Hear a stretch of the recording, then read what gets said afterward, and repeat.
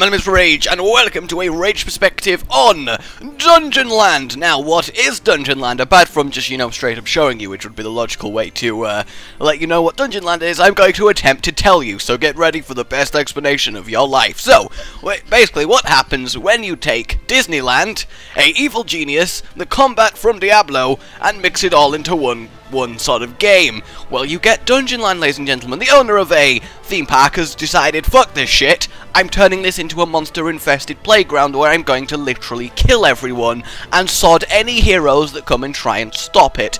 You, of course, play as the heroes being sodded. Is that a word? Probably, who the hell knows? And you have to slaughter your way through hordes, collect money, buy upgrades, and generally have a good time. Now, I am playing this single player. It is I think it's closed beta. It's at least beta, most probably closed beta, but don't hold me up on that. Me, research facts? Are you kidding me? But I have played this for quite a few hours before making this video, so I feel I know what's what at this stage of the game. So, yes, what I was going to say is I'm playing this solo, but this game, from what I've seen, is very, very much meant for at least 3 of you, although ideally 4 for a reason I'll show you later, which is actually one of the most unique and awesome things I've ever seen, which is in this game.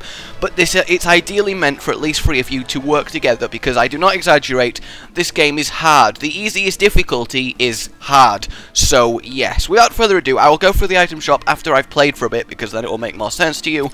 But yes, if we go and play local, see, it's got all the online settings that you would imagine, and play local, I imagine you, local is just a single player. So these are basically the zones that you can... I am doing so well, aren't I? These are the zones that you can choose from. We have the Cannibal Kingdom, we have the DM Tower, and we have the Arcane Kingdom.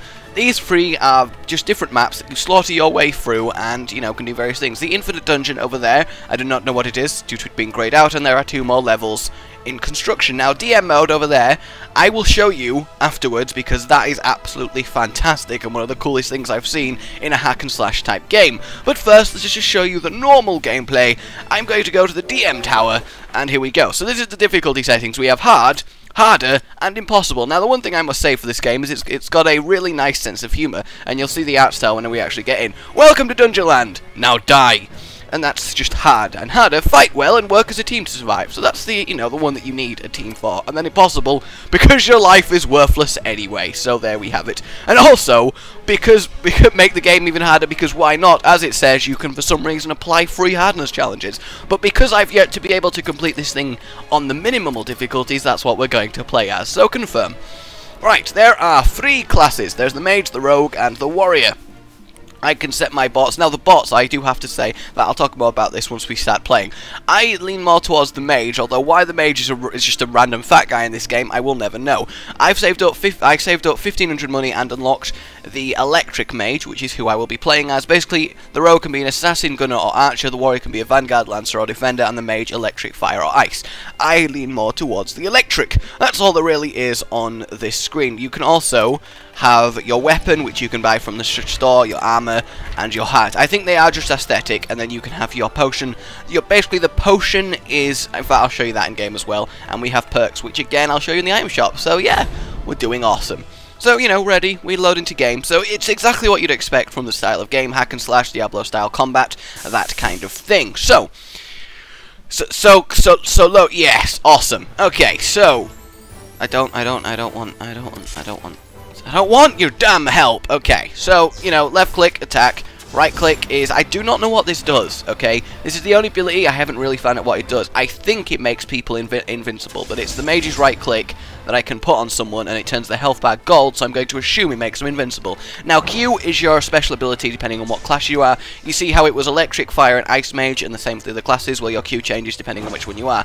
Mine is an electric ball that I can detonate along its path. Now, the potions, the free health, the potions above our head, are not actually health or mana potions. They are the free charges of your ultimate special attack, and you can change what your ultimate special attack is set to by buying different ones in the shop, I think. And basically what the mage's is a massive AoE heal. The rogue at the moment fires a massive bomb, and I do not know what the vanguard does, as I have not played as him. Yeah, zapping his black... let's not go there. Alright, so let's actually do some of the combat. The actual art style of the game is great for the theme, which is, a a theme pack, which, going for the theme, it's a theme pack, we're doing well, oh yes. And it's nice and cartoony, but it also, the main thing a hack and slash game needs to be is clear, and everything needs to be sort of distinguishable from each other, and they've really done that. And basically, obviously, you can smash stuff and get gold to spend in the shop on various upgrades. Now, as we move into the game and actually do the combat with the enemies and the killing and things, basically that guy's face there is the evil wizard who's taken over the park and made it into his own death trap. So here we have enemies. I'm going to detonate my electric on their face. That's not a euphemism. The one thing I will say from the few hours I've been playing this is that the bot AI is actually rather quite good. When I first started playing the game, the bot AI was a lot better than I was. Basically, every class can press spacebar to do a little dodge. The mage's one is fantastic because you just basically belly lunge forward is what I like to call it. These things that burst out the ground spawn monsters, and if you don't kill them, you will quickly, very quickly, become overwhelmed. Now, it may look easy to start with, I was thinking that, but later on it gets ridiculously difficult. I'm not even joking. So let me use my, basically, E is your potion move. That's my blast of health, everyone heal it. Now, potions are rare, so you don't want to use these moves at, you know, very critical moments. I think the Warriors one makes everyone invincible, and the Rogues one is a giant bomb, as I said. Alright, so you can see from looking at the combat, you know, just left clicking to attack, fire moves, very much Diablo, hack and slash, lovely gore everywhere, things, you know, ripping themselves apart, archers, there's lots of different mob types, each zone has their own very unique sort of aesthetic of mobs. Like the cannibal zone has monkeys and crocodile geese, as I like to call them, and you know, many things like that. See, that's the warrior's normal move, just a shield, whereas the rogue can throw like a hailstorm of daggers. And the bottom right is how much money you've collected, the top right is your lives. Basically, once the hero dies, you have 12 seconds to revive them. If you don't revive them in the 12 seconds, they auto-revive, but they take up one of your lives. If you do not have a life left to auto-revive someone, you lose the game. Now, I do not know what is causing... Oh, okay, the healing aura. Okay, basically, there is random bosses. You know, actually, I hate to keep comparing these games to Diablo, but it's just the game. It's like comparing MMOs to WoW. You don't really want to do it, but you end up having to do it. I got killed, but my ally is going to... No, my ally's not going to revive me. He's going to die as well. So that's 3 lives gone. And while this is down to me... talking too much to not focus on the fight, this does illustrate perfectly how difficult this game is. I'm 3 seconds into the map, and already I've managed to die. Now, if this was another hack and slash, I would be able to hold left click and kill everyone all day, while, you know, explaining things. I'm going to heal him up, there we go, and hopefully make him invincible while he tanks. So this is just a random boss. You know, like in Diablo there was random blue and yellow named bosses that you'd find everywhere. Well, this game has it as well. This is the first one with healing aura. The 2 that I've fought so far have been invisible, which has been really awkward to kill them. I am failing so hard with my stun. And bosses tend to drop a nice amount of health and money. So yes, this game really does reward the 3 of you, and you definitely need one of each class. I think they complement each other rather well, though I could see an argument for 2 vanguards and a single mage. But yes, it very much is teamwork orientated and does reward good skill between you coordinating as one. I do not know how I would beat this on the hardest possible difficulty without a party of people that I knew perfectly orchestrating awesome deeps. Is what I'm trying to tell you. Yes, okay, so that is the main reason why I said this game is definitely tailored towards a group of people. I would not play this game single player, but that's not to say it's not fun single player. I personally, it's not, you know, gripping, because the actual storyline of the game is, from what I can tell, non-existent. It's just, here's a level, kill stuff, which is why you need the people you are playing with to add the extra, you know, you're talking, you're organising stuff, to add the extra level of fun that it needs. It's not compelling enough to play by yourself. And one of the main reasons for this is that each class only gets 1 move. Now, I do know why this is, because this game you can also play on a controller, and you can't have ridiculous amount of moves on a controller because there isn't enough buttons to press them. But each class literally only having 1 super move and 1 press move does make it quite, you know, dull. Like in Diablo, again, I hate to keep bringing it up to Diablo, but you have loads of moves, you can, you know, spam things, it's awesome, you got loads of cool things you can fire out and everything, and you know, you really feel like you're bossing it up. Whereas in this, I'm holding left click, dodging around and occasionally firing an electric orb. It's just not as visceral and not as exciting. But I can understand that when there is 3 of you talking and fighting and it's really difficult, that doesn't really become much of an issue, because it's just how well you use what you have as a group instead of how entertaining it is to use. And also, travelling by holding spacebar is the best thing since sliced bread. So normally in each stage, at least each stage that I've played in so far, you get to a room like this where you have to deal with raves. Raves? You have to deal with raves! We're all there, we're just going shaking, you know, brilliant. So yes, basically the sheep on the floor. This game, I was tempted to call it the sheep killing simulator because apparently the developers really, really hate sheep. Everywhere you go there is sheep that you could just slaughter in giant explosions of gore, and in fact you get achievements for doing so. I do not know what the people who made this game have against sheep, but damn, you really, really hate sheep. It's not even funny. Well, it's quite funny actually. I'm glad this is also a sheep killing simulator. See, the focus should always be in a party to kill the mob spawners because they do quickly make it quite hard for you to continue winning, continue not dying would be more accurate. The green sheep does drop health, whereas the fire sheep damages enemies, but also you. The plain sheep is just there so you can kill in a lovely explosion of blood and gore and evil.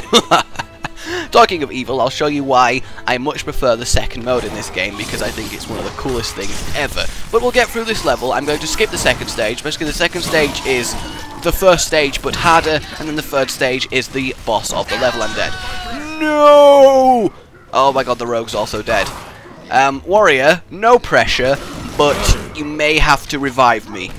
Come on, Rogue. I believe in your power. I've had worse. Okay, so we can't die again because we don't have any lives. That's okay, I could totally make that work. Might have to concentrate a little bit more on the actual killing of the enemies. But that's all there really is to say inside the game. That's how everything works. The only thing I have yet to show you from this perspective is killing the big-ass bosses at the end, which I am going to show you, hopefully, if I don't fail this horribly and lose all my lives. See, the thing is, I could definitely tell that if these two people were on Skype with me, whatever, you know, playing with me, we would have a much easier time actually completing this thing. Or if you can stun a mob spawner and make it not spawn mobs. And the other thing I noticed is not enough stuff is breakable. Like, I'd love just these pots and the cabinets and just random things around the amusement park to be breakable so you can actually get fat loots. And talking about fat loots, having no equipment drops as well also takes away from the sort of hack and slash Diablo dungeon crawler feel that the game does have going for it. So, you know, that's just something. But earning money to buy different equipment, I guess, kind of is the same thing, but it never really will be the same as actually having equipment drop and everyone scrambling to pick it up like there is in many other hack and slashers is the genre that I'm calling it now. See, I actually kind of prefer, I think, the Fire Mage, because you get a big firewall of death to throw out instead of the stun, but the stun I suppose is quite useful for here, Rogue! Let me... Does it heal? No, it doesn't heal. What does it do? Heal everybody! There we go. Sweet. I'm just that good at this game. I'm owning it single player effectively.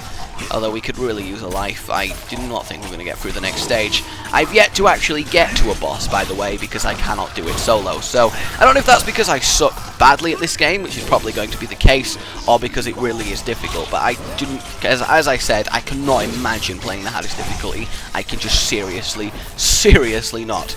Alright, so we'll get through this wave. I will jump cut to me hopefully getting to a boss. We'll do the boss, I'll show you the cash drop, and then I have one last thing to show you, which is by far my favourite thing about the game. Okay, so, you know, I'm just going to focus on the killing of things. Now, I have to say, the actual enemies do look all quite cool. They're a little bit disturbing, a few of them, like that big guy with the hunchback on the face. Like, what is he doing? Clearly his parents didn't love him, and consequently he's scarred for life, both visibly and mentally, and, you know, it's a shame for everyone. Well, no, revive the bot, where's the dead bot? No, it's cancelled the revive! Oh, man.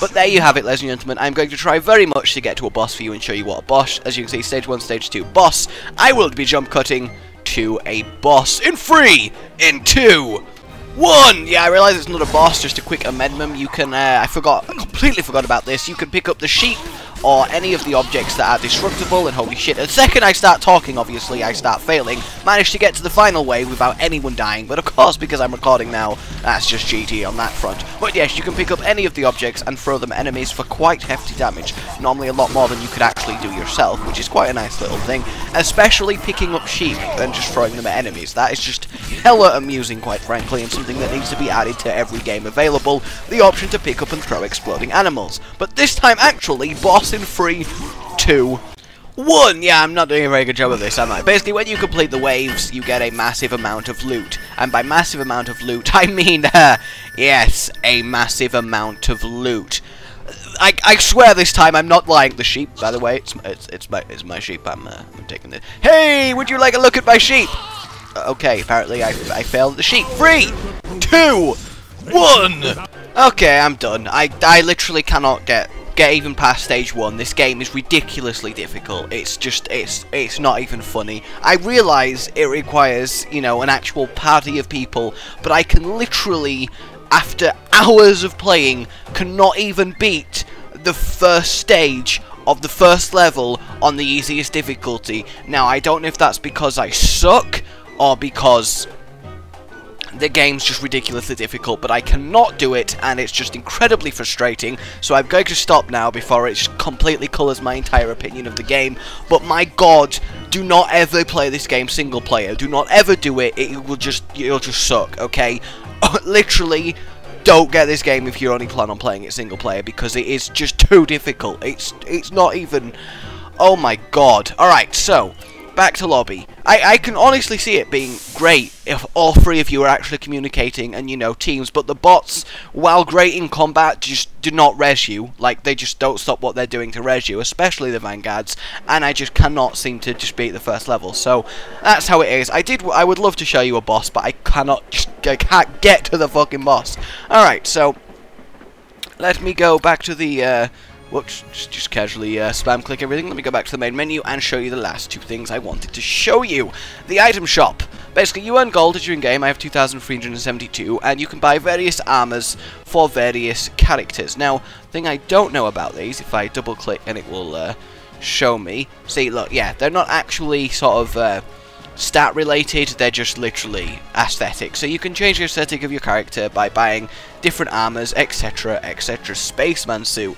Oh, that's awesome. I can see why that, in fact, that is cool, the rhino. Horned and pissed off. Death is only the beginning. To the dungeon and beyond. See, I do like this style of humor in this game. I really, really do. Okay, and then obviously we can buy weapons. Aha! Alright, here we go. So the actual weapons themselves, Staff of Sparks. Oh, okay, it just depends. It's still aesthetics, but you just still get the basic extra skill that you get depending on the individual class within the class that you are. Fairy daggers. The Turkey Avenger! The Turkey Avenger is what you need indeed, and you also have hats. Now the potion. Now this is where you change your special skill. I obviously have the heal, whereas holy hand grenade, worms, yes, damage enemies and heal allies. I like that a lot. But you can buy these to change your special skill depending on what you like, and the 3 ultimate skills are lifelink, create a link between heroes that steals life. That's cool, I do like that.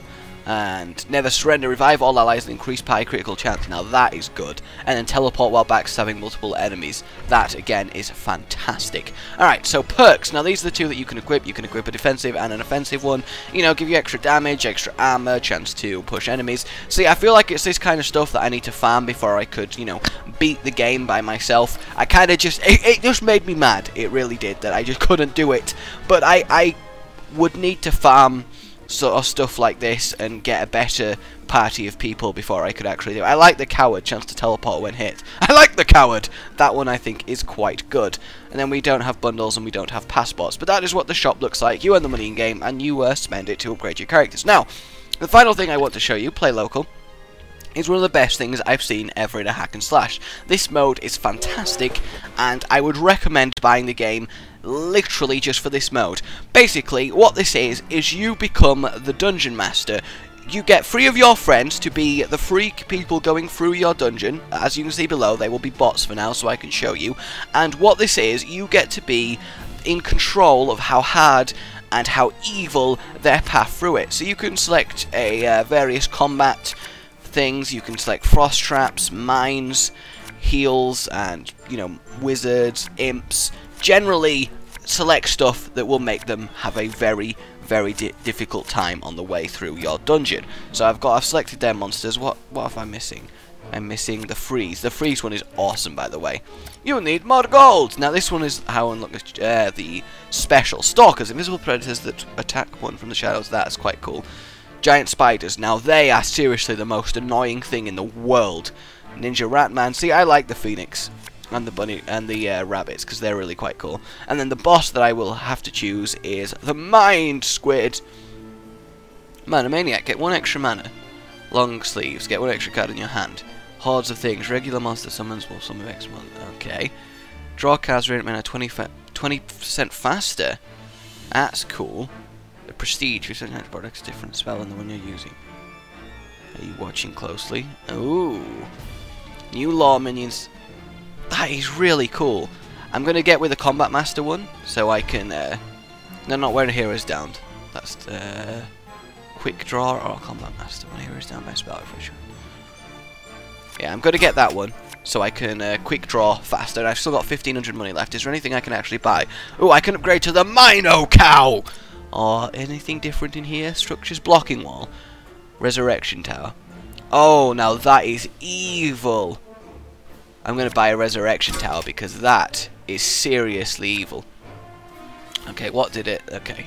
Close. Save plan. Okay, so now you've got your evil plan. These are basically cards that you're going to be drawing, and you'll see how it works. So I want you to imagine that these 3 bots are 3 of your friends, okay? Alright, here we go. Ready. And the game starts like normal. You may think, what's up? And here we go. Here we go. Ready, sire. There we go. Alright, so you are the Dungeon Master. These 3 who are imagining the 3 people that you are playing against are your friends. They are going through the dungeon. It's a nice, easy dungeon, like you would expect. Basically, it's exactly the same from their perspective, how it is when I showed you the single player.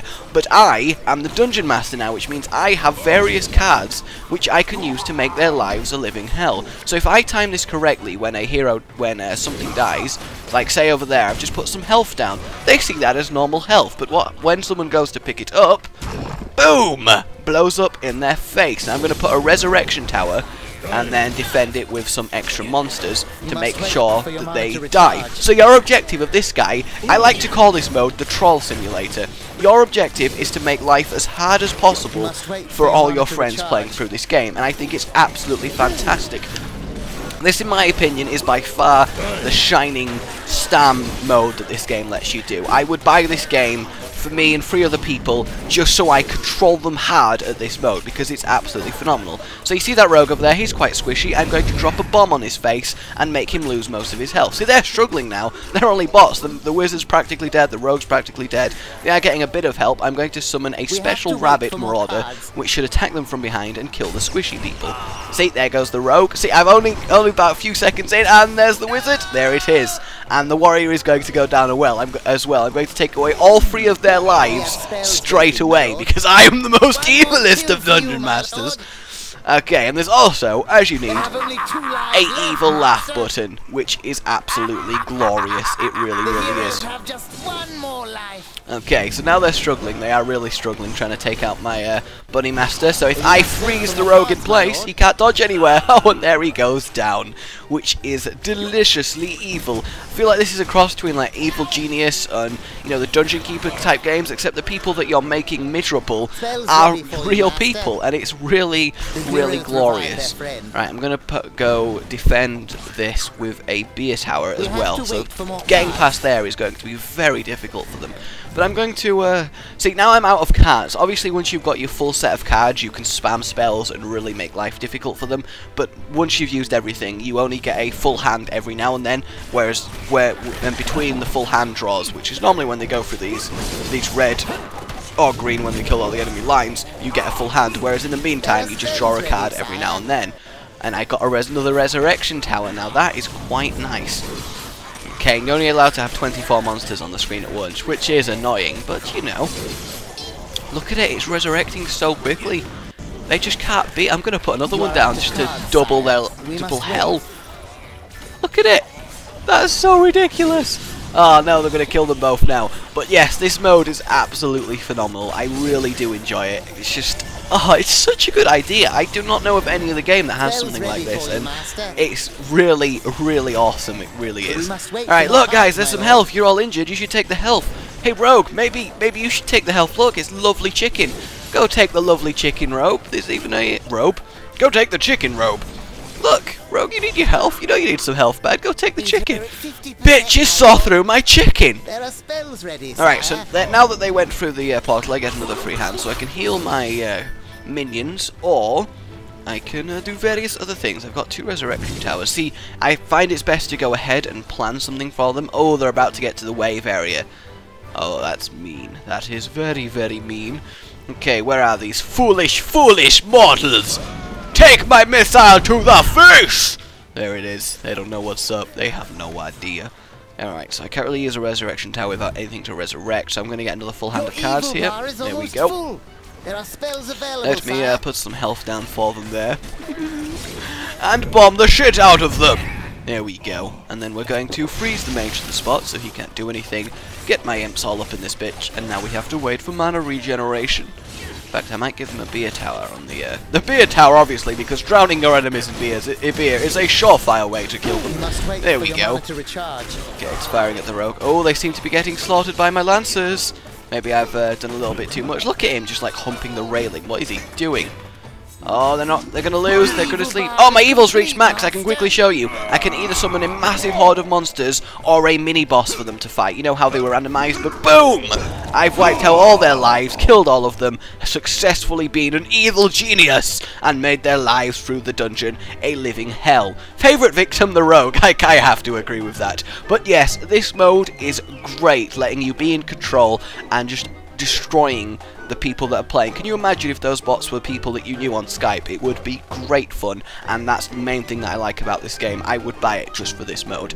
So yes, that is overall Dungeonland, a really cartoony, fun, difficult, requires teamwork, hack and slash.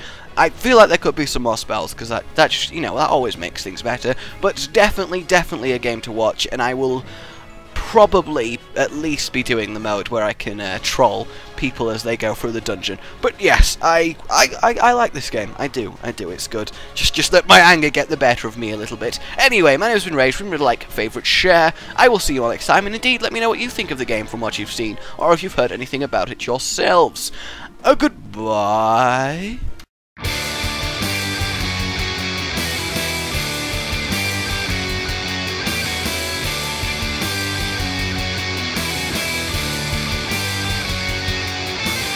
Rage here in the building. The roof is on fire.